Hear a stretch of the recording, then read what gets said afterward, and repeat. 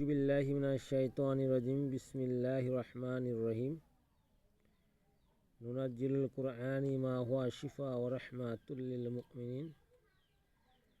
সকল প্রশংসা সেই রব্বুল আলামিনের, যে রব্বুল আলামিন আমাকে এবং আপনাকে এবং সকল মানুষকে এবং সকল মাখলুকাতকে সৃষ্টি করেছে।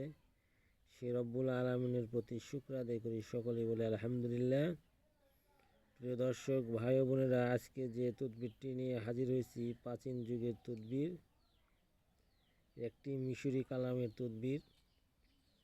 এইখানে দেখতেছেন দ্রুত আকর্ষণ করা, অমিলন করার যে তদবিরটি, এটা যে কোনো মানুষকে আপনি যত দূরে থাকুক না কেন তাকে আপনার কাছে আনতে পারবেন, তাকে বাধ্যতা করতে পারবেন, বশ্যতা স্বীকার করে নিতে পারবেন এবং সে আপনার তাবেদার হয়ে যাবে, আপনার কথা মতো চলবে।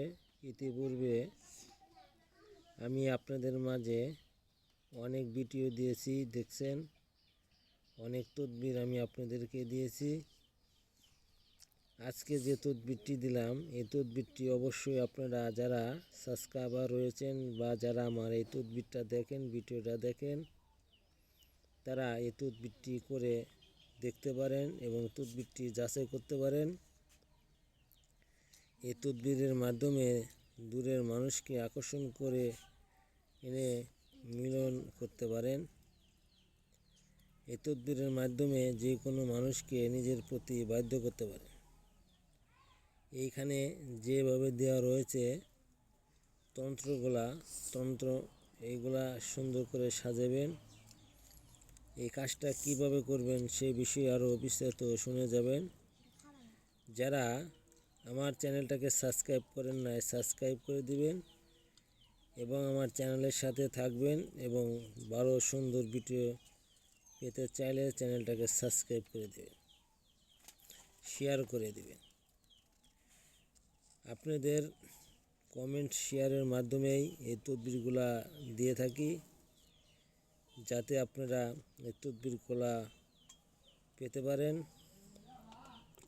এই তদবিরটা আপনি প্রথমে বাজার থেকে বুঝপত্র পাতা কিনে আনবেন। পাতা কিনে এনে সুন্দর করে এই তদবিরগুলা লিখবেন। লেখে আপনি দুটি তদবির লিখতে হবে আপনাকে। একটি তদবির লিখে গাছে ঝুলিয়ে দিবেন, আর একটি তদবির আপনি আপনার বাড়িতে রেখে দেবেন, বাড়ির মাঝখানে রেখে দেবেন, আর একটি তদবির গাছে ঝুলিয়ে দেবেন।